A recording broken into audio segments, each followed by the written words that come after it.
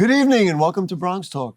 World AIDS Day was established 35 years ago on December 1st to raise awareness about HIV and AIDS and honor the lives affected by the epidemic. Since that time, there has been significant progress in addressing HIV and AIDS, thanks to advancements in medical research, increased access to treatment and prevention, and a broader understanding of the virus itself. This year's theme was Remember and Commit, a reminder of the global struggle to end HIV-related stigma and an opportunity to honor those we have lost, and also a rallying cry to commit to working toward making HIV no longer a public health threat. Tonight's guests have been intimately involved in that fight against HIV and can provide insight into not only the history of the disease that has killed more than 40 million, but also on the nearly 40 million who to this day are living with HIV. So please join me in welcoming back to BronxTalk, pharmacy sales rep of AHF Pharmacy, I got to get that right, and the HIV Stops With Me campaign. It is Jomil. Nice to see you, my friend. Hello.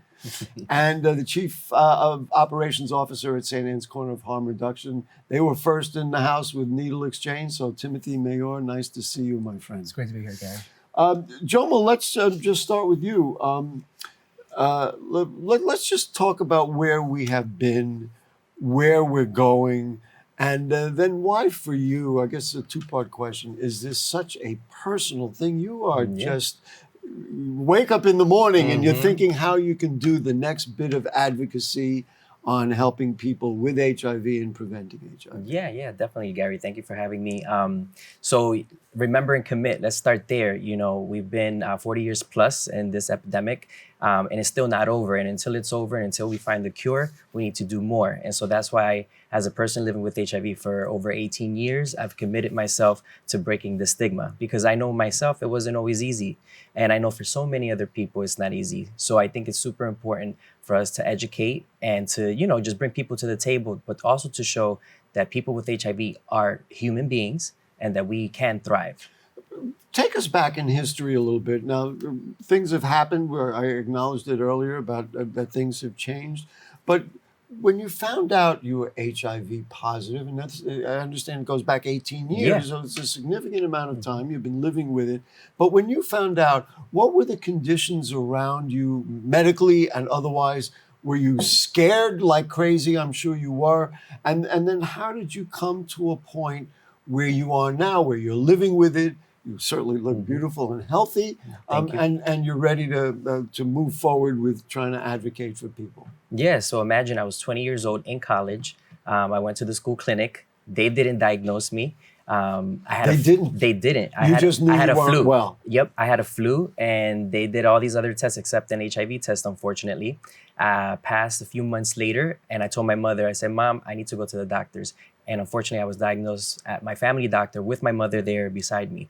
And so, was she supportive? And she was not supportive. Always the case. Of course, she was supportive. That's part of the whole thing. She was more devastated than me. Let's just say that. And well, you were only 18. You thought you were. Yeah, the world was ahead of me, right? So I never had a mentality of giving up. If anything, I had to be strong for her. She was devastated, and for a while she thought maybe I was gonna die. But I told her, I said, Mom, I'm healthy. My doctors are saying that I'm doing really well. There's nothing to worry about. And fast forward 18 years later, she tells me, she's like, sometimes I forget you have it. And so that's the beautiful thing. Well, I have to tell you, I would forget that you have it because we know each other well, but I don't forget because I know it's your advocacy. You said we just showed that picture of you being HIV smart, but you wrote on your Facebook page, after years of feeling stigmatized and afraid, I learned to control it and not let it control me. Amen to that. And give me the specifics of how you did that. And that's a lesson for our friends and neighbors in the Bronx who may be thinking similar things. Yeah, I think that once I became honest about my status and I started sharing with family and friends and I was more open about it to the public, it no longer controlled me. So that's what I meant by that statement. That's a very important thing. Being open, sharing with your friends, and having your friends go, oh, I'm not going to go near you. Exactly. Say, hey, dude, cool out, because this is okay. Yeah, and definitely with U equals U, which is undetectable equals untransmittable, that changed the game. But now, if you take your medication every day, you are untransmittable, which means you cannot pass it on to your partner.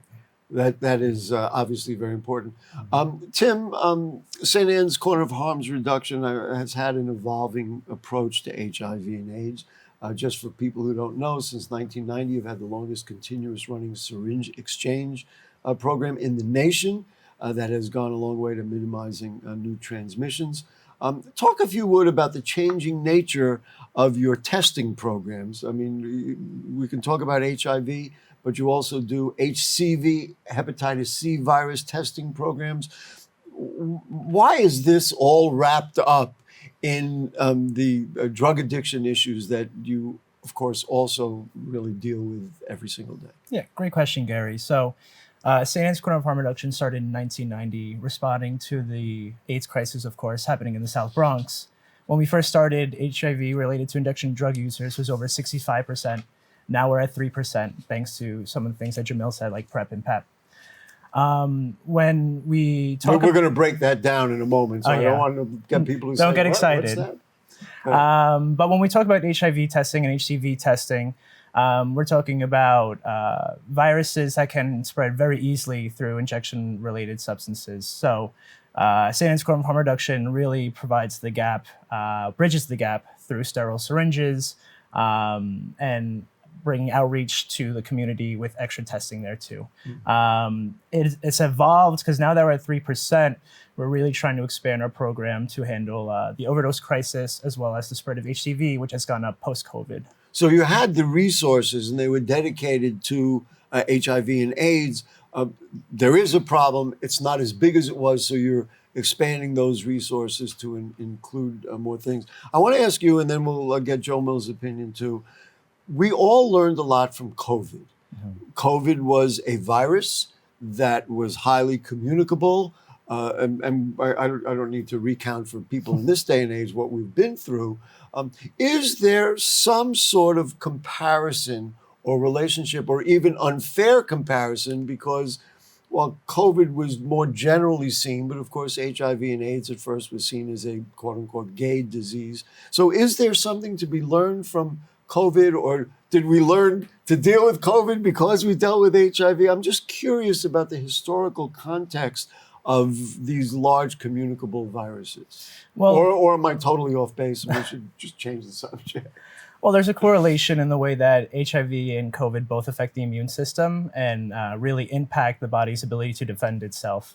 There's a lot to be said about the stigma that people living with HIV and AIDS face, the same way in the early days of COVID, the individuals contracting COVID really experienced too. And even now, we're experiencing a lot of stigma in the way that people with reduced immune or compromised immune systems are still struggling to live in a post-COVID world. So there is a correlation between the two. I don't think our response to epidemics have gotten too better. Too much better. Yeah, too much better. Well, that's interesting because there was, I mean, we don't have to recount the political fights that went on about HIV. I'm very familiar with that. Jomil almost fell off his chair. But we had a lot of that, certainly at the beginning of COVID. Did you want to just weigh in about that? Do you see similarities? Do you see differences? Definitely. I mean, I think, we need to respond quickly. And so that's something that we learned with the HIV epidemic to COVID, and we didn't respond quick enough, right? So I agree with you that, we could have done better. Just to recount that. So had we realized, the delays in HIV and AIDS, dealing with that cost us health and lives. Had we realized that collectively at the beginning of COVID, and said, well, let's learn from that and do it this way. Exactly. Very, very interesting. Go ahead, finish what you were saying. I totally agree. I think you put it the best way. It cost lives, and that's the bottom line. And it hurts, right? Because we could have saved so many people's lives if we would have just been educated, let go of the stigma initially, because we had the science behind it, right? So why is it that people didn't respond fast enough? I believe I asked you this the last time you were here. I felt that Magic Johnson contracting it was a big thing. And then, of course, happily, he's lived his life healthfully. I thought that was fortunately or unfortunately, a moment in time. Do you agree with that? And in other words, was that it was the mid '90s, right? Yeah, I think growing up, I had heard about it, and then when I became HIV positive, I always thought of him. He was probably the That's most famous person right. living with HIV. And he was, of course, a world-class athlete. Yes. So if he's got it, maybe I got a chance, right? Yeah. That's how you felt. You told me beforehand, Tim, about current HIV numbers and your St. Anne's commitment to dealing with it. Who comes into the clinic now with HIV? Do you see it as much? The numbers are obviously down, happily, but just talk a little bit about that. Yeah. So the majority of populations that we service tend to correlate with the amount of people living with HIV and AIDS. Typically, older men, about 40 to 65 years of age, and predominantly Black or Hispanic. Which has been the consistent trend for decades. through all of it. Yeah. Yes. And recent data from 2022 I want to say show welcome to the Bronx. This is who we are. Yeah. Right. and it's over 43% Black deaths and over 40% Hispanic deaths in the community. So our agency is based right in the heart of the South Bronx, right off Prospect Avenue, and at Westchester. And realistically, we are meeting a lot of the folks that have been living with HIV and AIDS and don't know their status. When we're out on outreach or So let me just ask you something. They're living with it. Are they healthful, or are they living with it and saying, well, maybe I just have a cold or whatever they think it is? In a lot of ways, HIV forms itself in many different ways. In the past, in 1990, it was sarcomas, but nowadays it can go unnoticed in a lot of ways. Whether you're too skinny or you just have a reduced immune system, you're getting a little bit more sick nowadays. We're finding that people don't know their status. And so we really want to increase the awareness, the education, and the amount of testing that we do across the board. Who should come in and say, hello, St. Anne's, I need some, please, always be polite. Yeah. But I'd like some care or some coverage. Predominantly what we're seeing is the population that faces the biggest threat from HIV and AIDS is young men, traditionally Black or Latino, which are treatment adverse or can't seem to meet the needs of their treatment. Getting it through sexual transmission or through intravenous? Both. Both. Still, do you view it as 50-50? I believe, I think it's a 50-50 split, but I believe that there's a bigger opportunity in the homosexual community to really bridge the gap in awareness and treatment. Right. All right, Jomil, the spokesmodel for the HIV Stops With Me 20. Let's put up that incredible poster that was hanging over Fordham Road and who knows where else. Yeah. Talk to me about just what you did on World AIDS Day. And Janet, I mentioned, maybe I should have connected that. Janet Jackson. Sure. Well, what is her commitment? You were down in Houston. He was raving up like wildfire. But talk about what that was like, and in a way, what it means to you that we're there, of course, in the while still dealing with this. Yeah. So as a person that works for the AHF Pharmacy, AIDS Healthcare Foundation, we are deeply committed to ending the epidemic around the world. And so Janet Jackson, she linked up with AHF, and she did a World AIDS Day concert in Houston, Texas, to spread the word, because we know the power of celebrity. So it was we just talked about it a moment ago. Yeah, and so that in conjunction with the HIV Stops With Me campaign, which I'm a part of, it's a stigma breaking campaign, so that we can tell people, hey, look, this is still an issue, and until we have a cure, we're still going to talk about it. But it's also elevating people's lives, right? So when you see me on that poster, it's a way to say, hey, look, I'm thriving with HIV. I'm a person living with HIV, but it does not define me, right? So it's a really useful and impactful way to just let people know, hey, you don't have to be scared. Just get to know someone, get educated about it, and then hopefully one day we'll find a way to eradicate HIV. And we're going to talk in a moment about the PrEP situation, but you use the word stigma. Everybody's using the word stigma. We'll give you both a shot at it.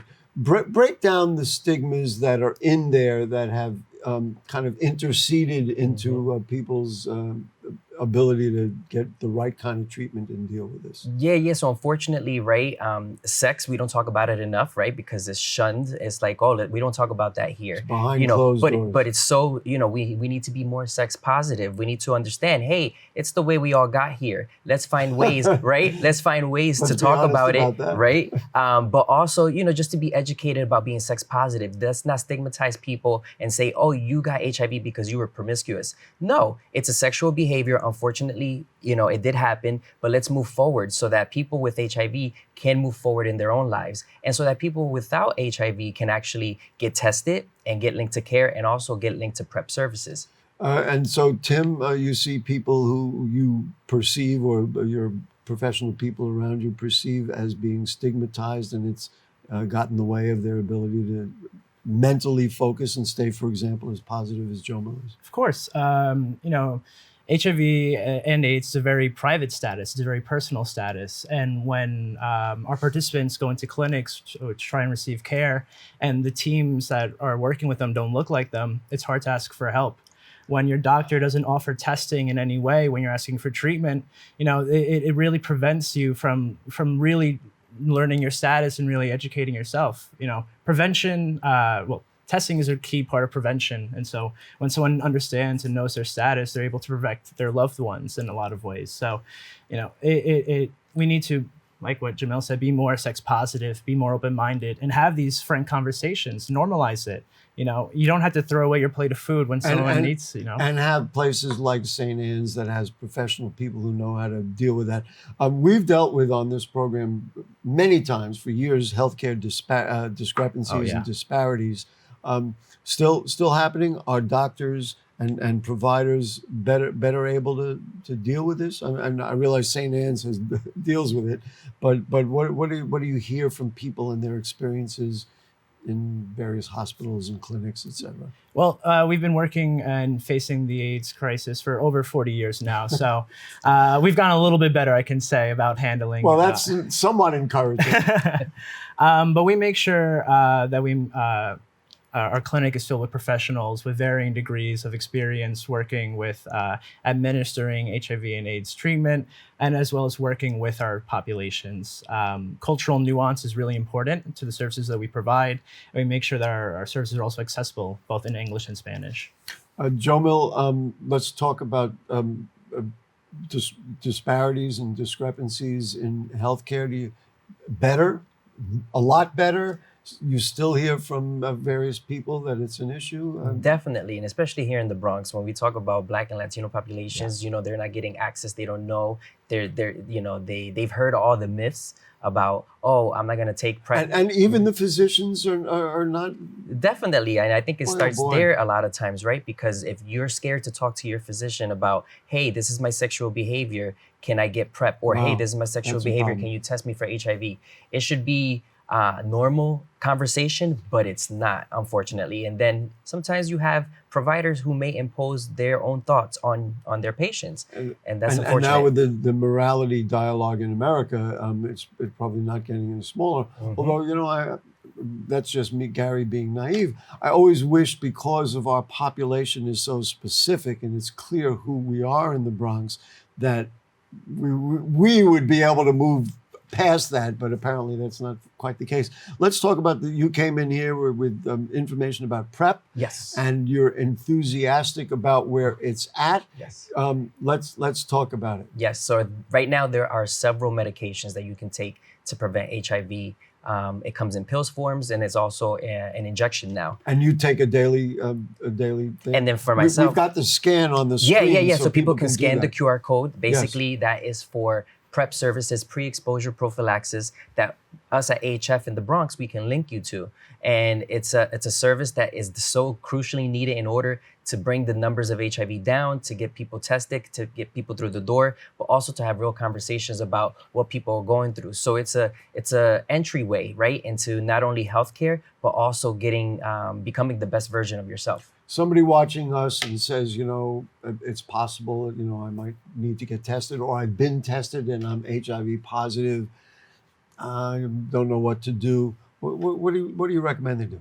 I would recommend, hey, I wish there was PrEP when I was 20 years old, right? I But wish it's there, it's go there get it. now. It's there now. It exists. And who do you get it from? And you can come to, places like St. Anne's, like AHF, countless, other community-based organizations throughout the city. So it's really readily accessible. I think people just need to have the tools to get linked to it. Are GPs, general practitioners, prescribing it? Some and that can happen? Yeah. Would like to think that they're smart and open-minded? And some can, yeah. And some are willing to, and some are not. And that's where we get a lot of our linkage to care or linkage agreement partners, where they say, hey, look, we need this patient to come to you guys because you guys are professionals in what you do.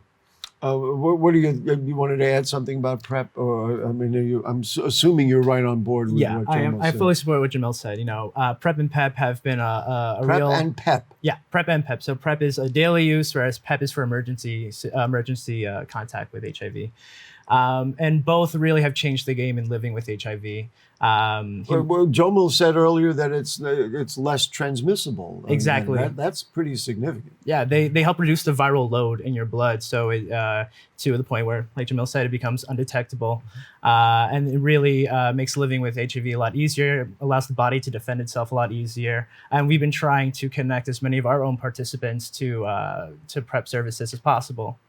Good general health is important for all of us at all times.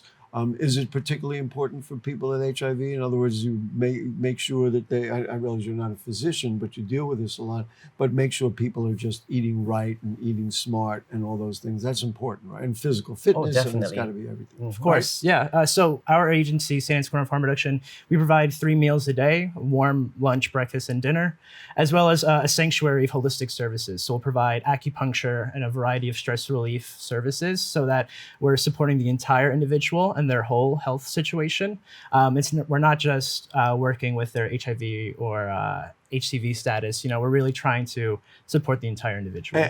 Outlook and state of mind, to me, are just as important as anything else. And Jomil, you're probably as good an example of that. You have a positive outlook. Your state of mind is positive. You said, I'm going to control it, not let it control me. And that gives you a half a chance. Definitely, right? Yeah. If you inject drugs, you get tested once a year. What do you recommend to people who are, listen, we'd like to go further and have you not be in that circumstance, but we do have many people who are. Yeah. What's the recommendation? The recommendation is at least once a year. But if you are engaging in these behaviors or actions, we recommend getting tested more frequently. We talk to our participants who are active users or anything like that, and we try to get them connected to testing at least 4 times a year on a quarterly basis, and depending on their unique situation, more or less. Jomil, you've talked about a few times about really eradicating the problem. Where is research at? Is enough? Of course, we always want more money to be spent on everything we care about. I get that. But are you satisfied that something is going on, or is it really part of the stigma, part of everything else? We're not getting, the medical technology to move as quickly as they did to find a COVID vaccine. Exactly. My mind has gone there. Why isn't that a cure hasn't been found? Why don't we have a vaccine? But there are millions of dollars of, obviously billions probably at this point, for so many years, right? Research has been happening and we're getting maybe closer, right? So until we actually find the vaccine or a cure, and until we have a world that's HIV free, we have to keep fighting. We have to keep breaking the stigma, and we have to continue to have people, come through our doors to, get the services that they require. In your travels, he goes everywhere, and anywhere where this is happening, he's there. What do people say? I know what people in the Bronx say. We've talked about the Bronx, but what are they saying out there? Is it the same thing? Is it different? What do you hear? Yeah, I've been to states like Florida, right, where stigma is rampant. Yes. Access to care is non-existent almost. And it takes people a long time to actually reach the services that they need immediately. And I'm happy to say that here in New York, we have a concerted effort from the state to the local government to the community-based organizations. We're all on the same page. And that's what it really takes in order to address a problem like HIV. Right, and undoubtedly the politics that are out there get in the way. Just a couple of minutes, we'll give you a chance to talk about St. Anne's. Just make the sale of what we want people to do, what services you can provide, and then Jomil will let you wrap the whole thing up. Great. So, I mean, St. Anne's Corner of Harm Reduction has been a part of the Bronx community for over 33 years. Like you mentioned, we're the longest syringe exchange provider, but we also provide a number of other harm reduction interventions with our community. Recently, we expanded our outreach to work with more targeted women's populations or people that can't reach our own agency. And we've also increased our syringe litter cleanup across the entire borough. So we're really trying to work in collaboration with the Parks Department and the Sanitation Department to really shrink the amount of syringe litter that you're going to see. You know, those orange caps that you'll see on Facebook, you know, we really are trying to reduce them. That's why we did over 350,000 individual syringes this year alone.